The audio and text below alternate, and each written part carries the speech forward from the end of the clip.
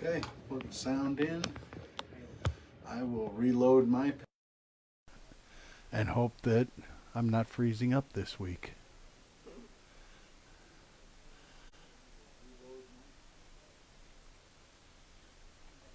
Hey, looks good. I'm not froze up. I got sound. Hey, it's a good week. What does Ron White say? It's going to be a good day, Tater.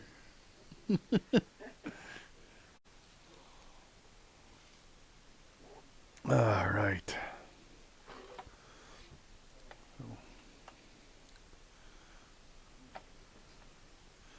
We'll,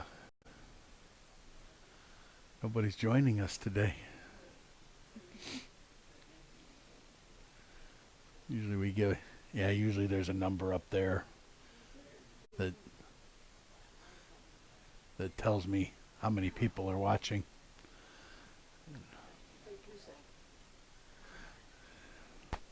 So we'll give it a minute, see if anybody wants to play today.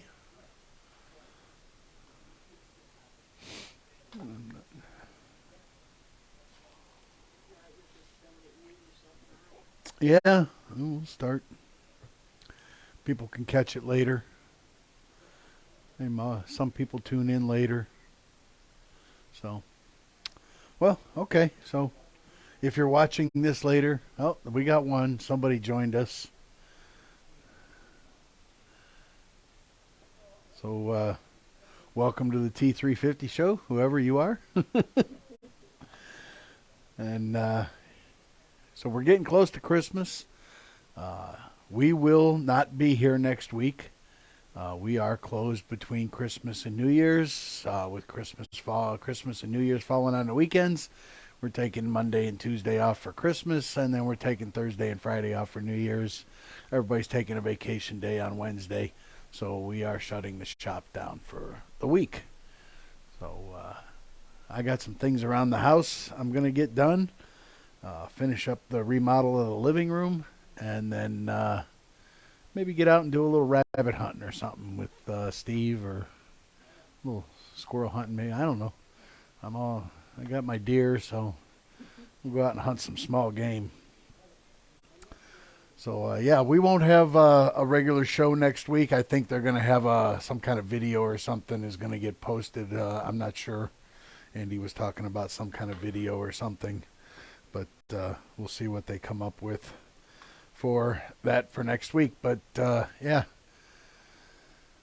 we will not be here next week, so don't look for a live T350 show next week. And then we'll be back on the 3rd. We're actually coming back to work on the 2nd, but we'll be back here in the studio for a show on the 3rd. So we'll look forward to seeing you guys then. Hi, Russ. You work all but the day, get the day after Christmas off.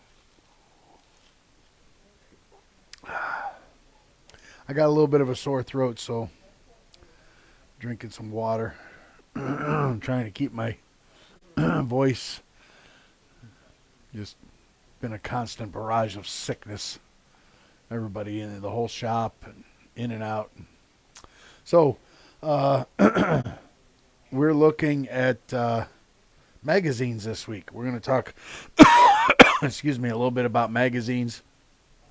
A lot of gals build a new rifle, and they have problems with it, or they buy a rifle and they go to shoot it and they have failure to feed, different failure to load, different things happen, and immediately they start thinking that something's wrong with the gun.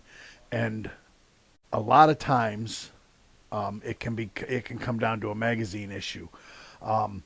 Most AR-15 malfunctions are related to lube, ammo, or magazines, or a combination of those three. The next leading cause of malfunctions is the gas system.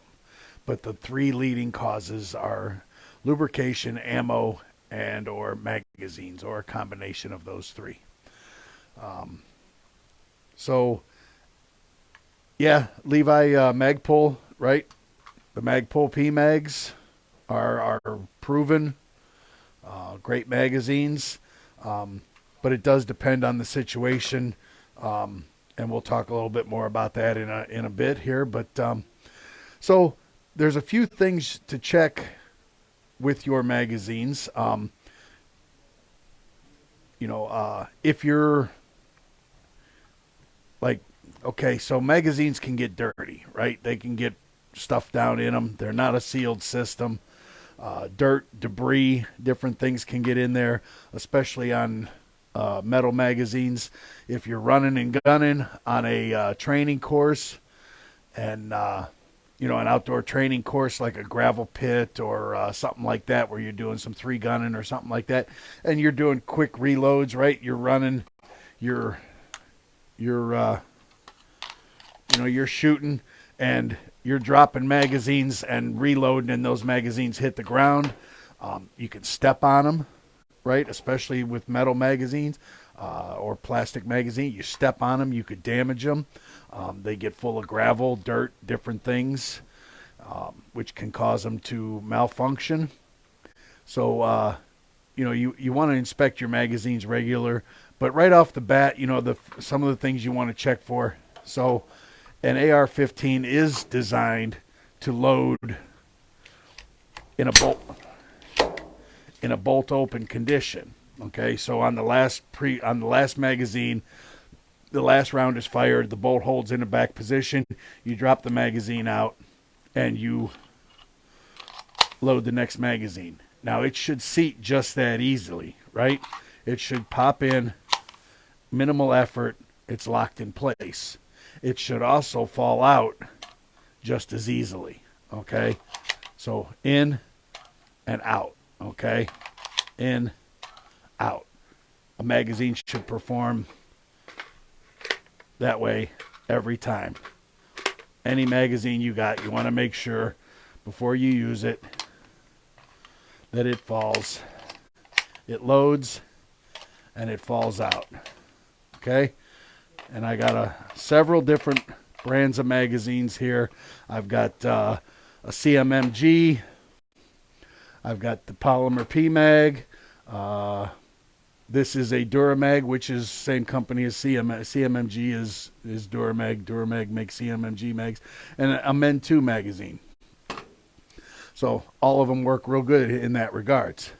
Now, if for some reason you have to load with a bolt closed and you have a full magazine, it can be hard to seat a magazine sometimes because a 30 round magazine fully loaded, this spring is completely compressed and the round is sticking up, so it may be hard. You may have to give it a good smack, but ideally you want to load that with the bolt open. If you cannot get the magazine to seat when it's fully loaded, just pop one round out. So that gives that spring a little bit of more compression. The first round in there will push down against the bolt and you'll be able to load it. So a lot of guys underload by one round just for that reason, to make it easier to load in a bolt closed condition. I do like the Duramag magazines myself, Russ, especially for my hunting rifles and the bigger bore stuff. They've really they've figured out how to make a good magazine in the in these shorties that only hold 5 rounds for hunting and that kind of stuff. And the big 350, 450 Duramag makes a good mag. Okay, so we got seating and dropping free. If a magazine, we talked about if they won't seat properly, underloading them. If it just won't seat, period, take a look at the quality of the magazine. Try a different magazine. If you've got a magazine that just won't function no matter what you do, it's probably defective in some way. Magazines won't drop free. So this is where the magazine catches, okay? On the inside here, on the magazine catch, right? So if your magazine won't drop free, there could be some hard burrs in here. we'll take this. You're going to want to take the magazine apart and maybe get in there and work with a file. There might be some burrs or stuff in there, so you're going to want to get in there and work with a small file. And I'll show you how to take these apart in a couple of minutes. Got some notes here, so your magazine release is hard to push, right? It won't release. So one thing you want to look at is when you push the magazine release, you want to look inside your mag well and make sure that the release button is clearing the wall inside as you push. It should completely clear. If you're pushing this button and it's not fully depressed, it's fully depressed and you haven't cleared that wall, you're probably too tight on the mag release. You're too many turns into the mag release. If you built your own gun, you may have screwed it in too many times, or they may have even done it at the factory. So you push that in and spin your mag release back 1 or 2 turns until you get full compression of that tab outside of the inner mag well when you push the button, and your magazine should drop free then. And like I said, you can file these, work a little sandpaper on the edges of these if they're sharp. These are just stamped metal, and the PMags are a little bit better on that because they're molded and they're sealed right there. So usually don't have that problem with these. Okay, they're molded and sealed. So you got a magazine and you're having feeding issues, right? Your bolt doesn't want to close all the way. Your stovepipe, your rounds coming up and jamming in. Your bolts go riding over top of the round as it comes in. Your bolt, that's the worst one, right? When the bolt goes over top of the round as it's coming in and jams the whole system up, then you've really got problems. That's a nightmare. So there's a couple things, and this is much more common on metal mags, right? Because, the edges can be a little sharp here. So on a metal mag, to take a metal magazine apart, there's a little detent. And I don't know if you can see it right there, right? There's a little tiny, come up a little bit. So there's a little tiny detent right here, okay? And then there's a lip that comes over top right here. So you take your knife, stick your knife, and it's that simple. And then put your hand over top of it because the spring is going to fly, all right? So I got my hand over top of the magazine right here, and I'm pulling that shelf out, and then I pull everything out here. Now, I can take a little bit of light sandpaper and I can work the lips. Okay, making sure there's no burrs. Round the edges just a little bit.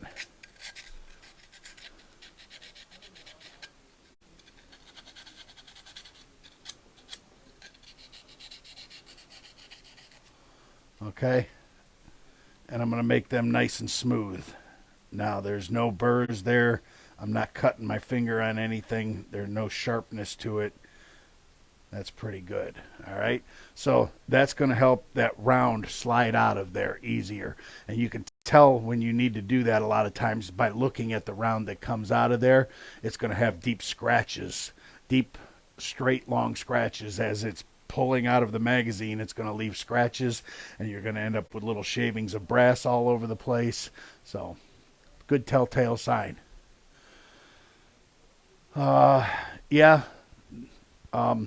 We'll talk about that in a minute, Russ. I'm going to show you a little way to make sure your PMags are pretty good quality, or your even PMags are pretty good quality.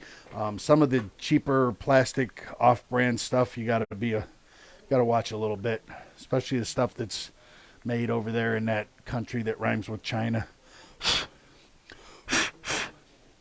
So we're going to blow the dust out of that one from sanding it.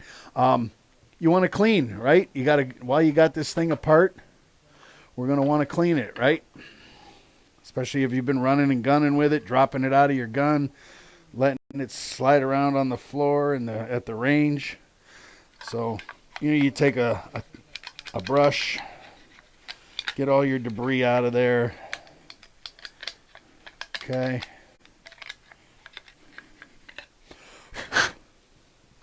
Check your spring. Make sure everything looks good there. Clean out the channels of your follower.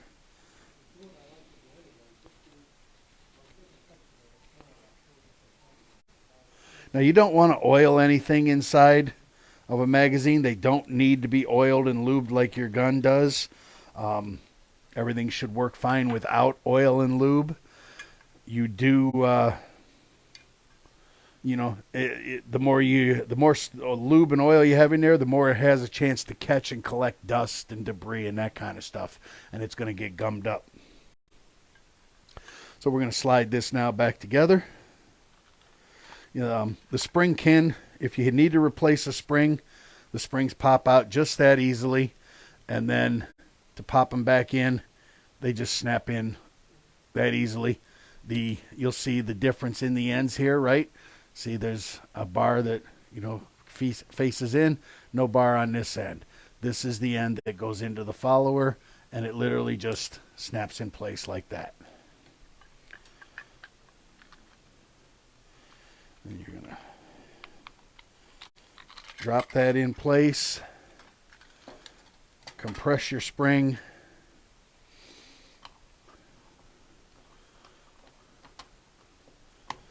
and snap it in place, and you're good to go again.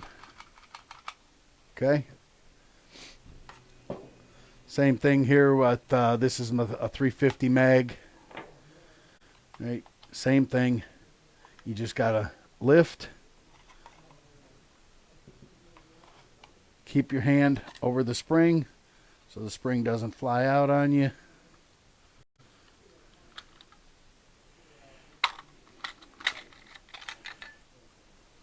Okay. And again, we'll take our sandpaper, work the lips just a little bit, smooth them out.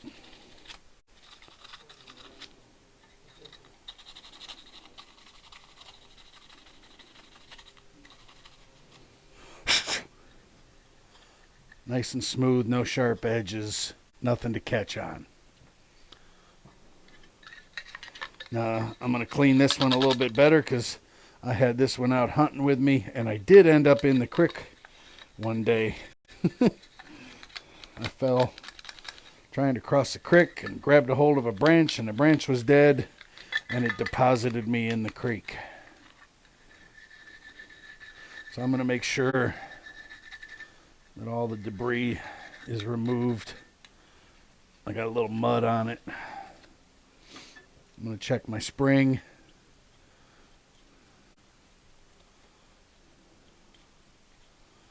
Okay, clean my follower.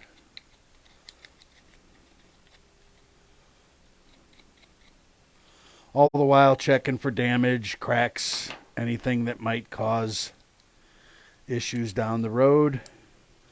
Put that back in.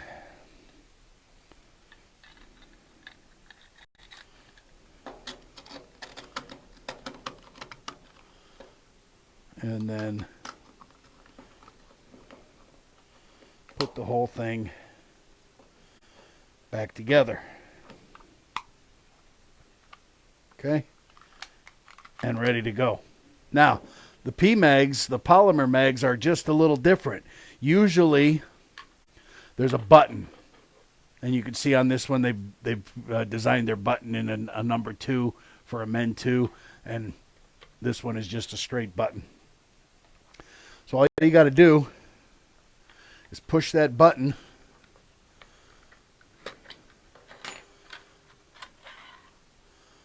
And everything pops right out. Okay?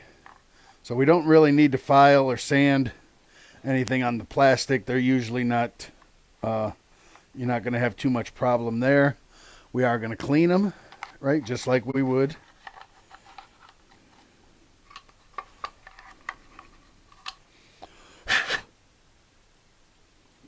This is a brand new magazine, so I'm just kind of going through the motions here for you. I just took this one out of the package this morning, so I know it's not dirty. But, you know, again, just showing you how they come apart.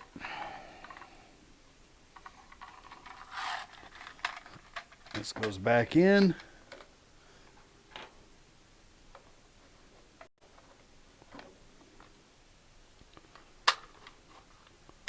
And just till it snaps. And same thing, right?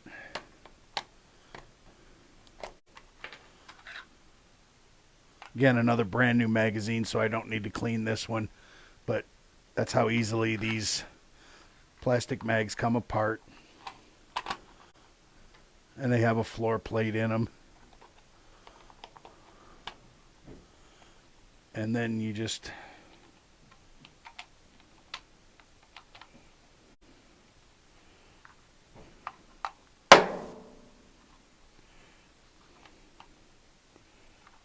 Okay, that one's...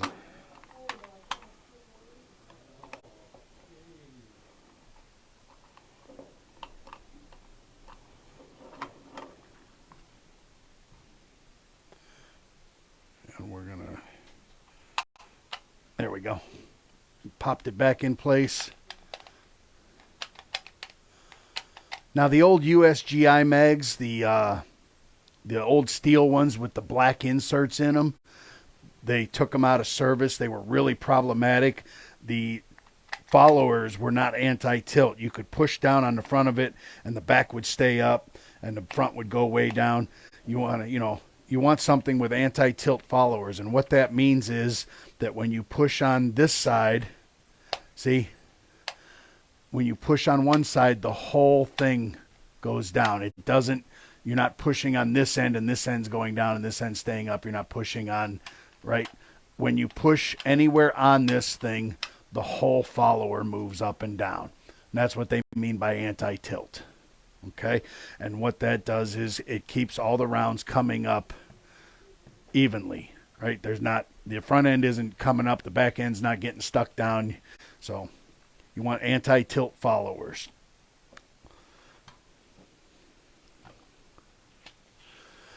Again, checking for damage, right? Looking at the outside, making sure they're not dented. These things can get stepped on. They can, you drop them out of your gun when you're running and gunning on an outdoor range. They bounce off of a rock. Any number of things can happen. You want to check your PMags, especially if you're keeping them loaded for a long time. There's two schools of thought. Don't leave your magazines loaded for any amount of time. And other guys will tell you it doesn't hurt them at all. From a engineering standpoint, from a metallurgy standpoint, springs will get weak. Okay, the more they stay compressed, they will get weak. It's just a fact. Metal under stress will lose some of its tension. Springs on in your trigger, from compressing and decompressing, eventually they're going to lose elasticity and they're going to break, right? You take a piece of metal, thin metal, and you bend it. What happens? It breaks, right? The stress and the molecules come apart and boom, next thing you know, it separates. So leaving magazines loaded for short time doesn't hurt them at all. Leaving them loaded for a long time, years, it's a fact that the springs are going to get weak. If you're leaving a magazine loaded for any amount of time, you're using a gun at home for home protection, and you got a magazine loaded, obviously, you want that magazine loaded because you want to be able to load your gun quickly in a self-defense situation. Rotate your magazines out every few months. Unload the magazine, put put it in a fresh magazine, and or take that magazine out and empty it, right? Shoot your gun and empty it, and then put a fresh magazine. So just rotate them out. That's all.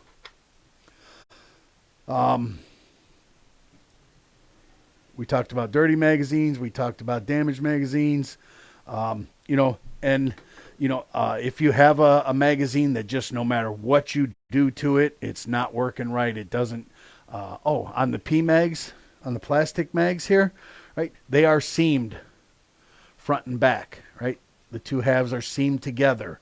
So keeping a magazine loaded for a long period of time, sometimes on the cheaper magazines you can get them, they'll start to separate along the seam. Okay, so you want to kind of grab them and pull them a little bit and make sure they're not separating at the seams. P-mags are pretty good. The Magpul P-mags are pretty good. A test of a pretty good quality magazine, okay, a 30-round magazine, you load it full of ammo and you grab it like this right here and you squeeze it, and if rounds start popping out of there like popcorn, it's a garbage magazine, okay? You shouldn't be able to squeeze this thing in this direction and spread the ears apart, spread the fingers apart, and have the rounds start popping out, okay? So, sign of a cheap magazine is to load it full and squeeze it, and like I said, if the rounds start popping out of there like popcorn, throw that magazine away. Or use it for quick change drills. Mark it as for training only and use it for quick change drills, and that's it. Because it's not going to function well for you in the real world.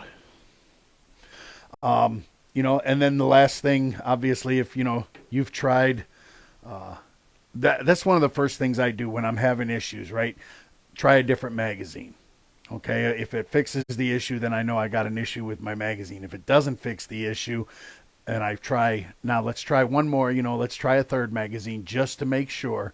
And if I'm still having issue, then I know it's time to look internally into my gun. I know it's not a magazine issue, but again, a lot of times it's going to be a mag or ammo or a dirty gun issue. One of the first things I ask someone when they tell me they're having a problem with their gun is, when's the last time you cleaned it, right? When's the last time you oiled it? I had a guy send me back a upper and said, hey, this thing won't feed, it won't this, it won't that. I'm like, all right, send it back. Let me have a look at it. And I got it back, and there wasn't a drop of oil on it. He was shooting the thing just as dry as could be and wondering why it wasn't working for him. ARs like to be run wet, so they need lube. Metal on metal doesn't work without oil, right? Try running your car without oil, see what happens. You won't have a car long, trust me.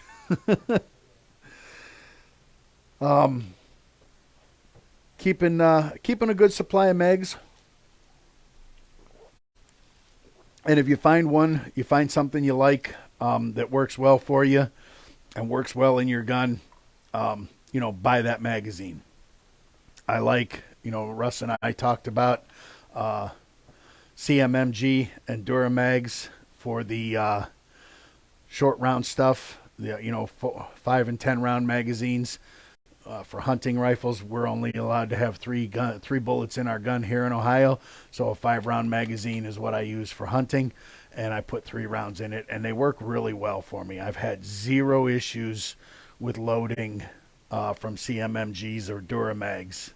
And it's nice, too, because they got the followers in them that are labeled with the caliber.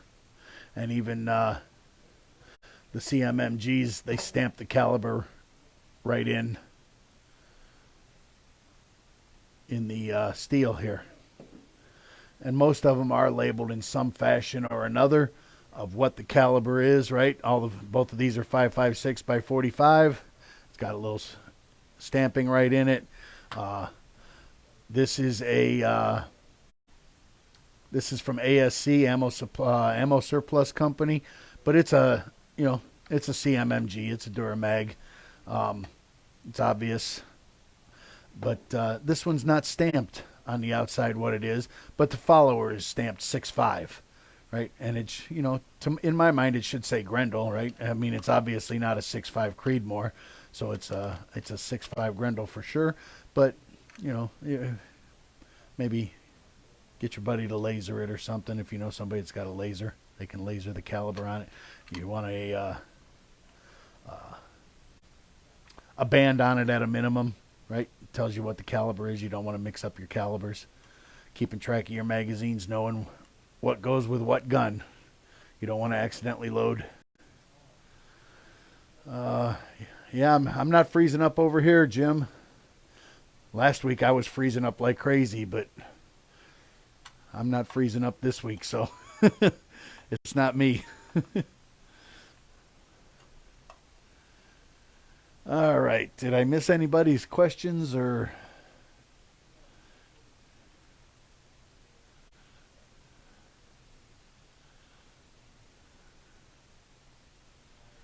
Yeah. Oh, yeah. Mag can cause failure to feed. Absolutely. Um, it's if a bad magazine, that's going to be the most common failure is failure to feed. Either the round is getting stuck, uh, especially on some of these bigger bores, the 450, right? They'll tell you, I've seen forums where they'll tell you, oh, yeah, you can use just a 5.56 mag and Dremel this out. And you know what? I'm not, I'm a firm believer in buying a magazine that is made for the ammunition I'm shooting. I don't want to be modifying a magazine and, too many, what do you call them? Too many variables there for me, right? I want a magazine that I know has been engineered for the ammunition that I'm using for the gun that I'm using it in. And then if there's a problem, I know how to diagnose it. If I've taken a Dremel to a magazine and, did I do it right? Did I do it enough? I'm just not going to do that. I'm going to spend the $20 or $30 on a real magazine that's made for the gun and alleviate that headache. $20 or $30 is not worth the headache that a improperly dremeled up magazine is going to cause you. Just not worth it. Okay. My last thing here, it says, before diagnosing an issue with your AR-15, make sure your rifle is properly lubed, especially if it's a new rifle. ARs like to run wet, so really lube it well. If the rifle is well lubed and the malfunction has no other obvious cause, the first thing to check is your magazine. More likely than not, that is where your issue will be found. So always start with the magazine. Having taking a magazine that's malfunctioning, trying a different brand of magazine, trying a different magazine, even if it's the same brand, eliminating that variable any way you can, and before you start tearing into your gun. It's going to pay dividends in the long run. And also sticking with brand name. Don't buy, there's a reason a magazine is $5.99 at the gun show. Right? There's a reason why that magazine is $5.99 at your local gun show. It's probably not American made, and it's probably not real good quality. So stick with brand names that have proven themselves over time. You'll be much happier for it. A little bit of upfront work on the metal mags. Like I said, taking them apart, sanding your lips is going to keep you real happy. Don't lube your magazines. They're not designed to be lubed. They'll just collect dirt. Being able to take them apart once in a while and clean all the stuff that may get in there out, especially hunting or training guns. You're out in the woods, you're out on the range doing stuff, and just they're going to naturally collect dirt and grime and dust over a course of years or time. Keeping them clean, keeping them function well is going to keep you and your gun happy. So I think I covered everything on magazines. We talked about hard seating. We talked about won't drop free, hard to release, feeding issues due to friction, sharp edges on the feed lips.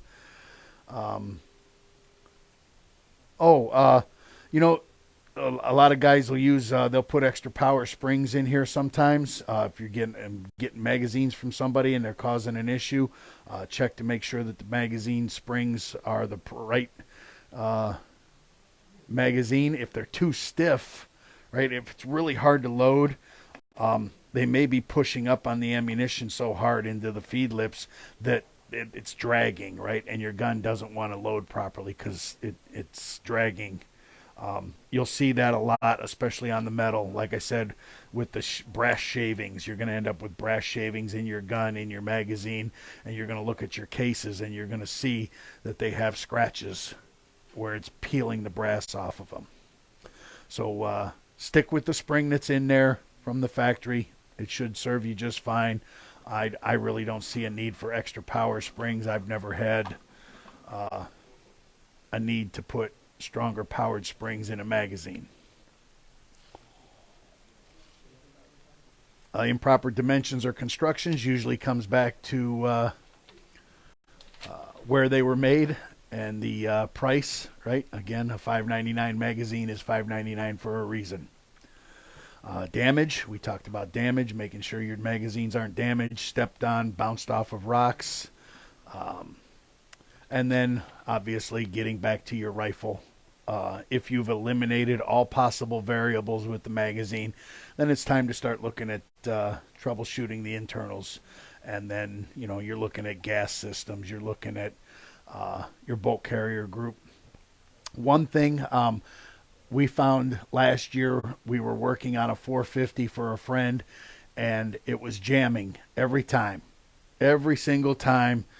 It would load around about halfway. The bolt would stop halfway shut, and it was actually starting to pick the round up from underneath. The next round, the bolt carrier group was dragging across it was a 450 Bushmaster, and it was dragging across as it was loading this round. It was dragging across this round and starting to pick it up.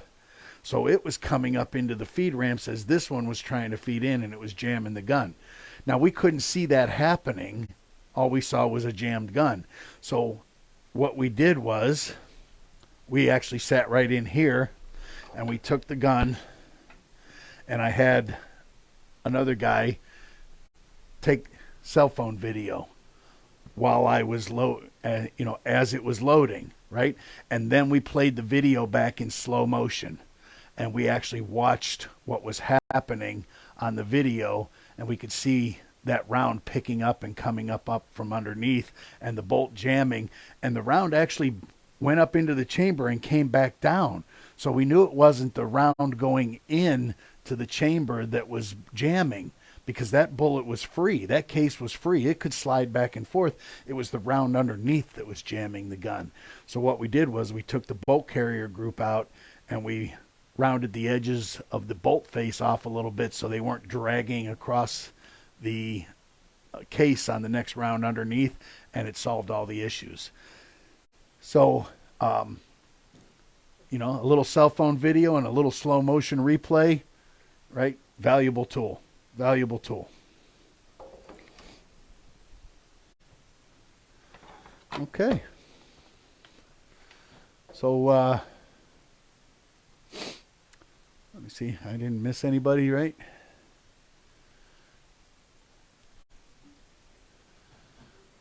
Okay, now I got everybody's comments and questions. Ammo bands, right? Putting an ammo band around your magazine so you know what ammo. Most times ammo won't load into the wrong gun, but sometimes it will, and you're not going to have a good day when it does. You don't want to shoot 300 blackout out of a 223. And you don't want to shoot, obviously undersized ammo that will load into a gun isn't going to jam the gun, but it's certainly not good for your barrel. You can cause all kinds of damage there too. So you always want to make sure you're shooting the right ammo in your gun.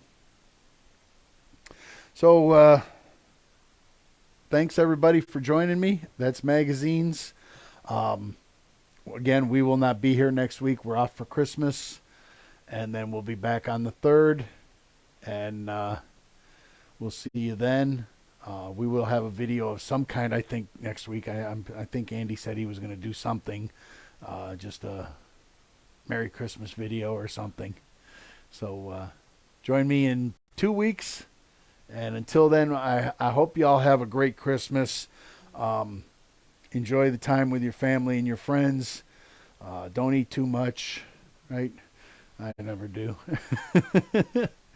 And hope you all get something good under the tree that goes along with the sport that we all love. So we'll see y'all in 2 weeks. Remember, you don't have to be an expert to build your own AR, to upgrade it, or maintain it. We're here to help you do that. Thanks, and we'll see you guys.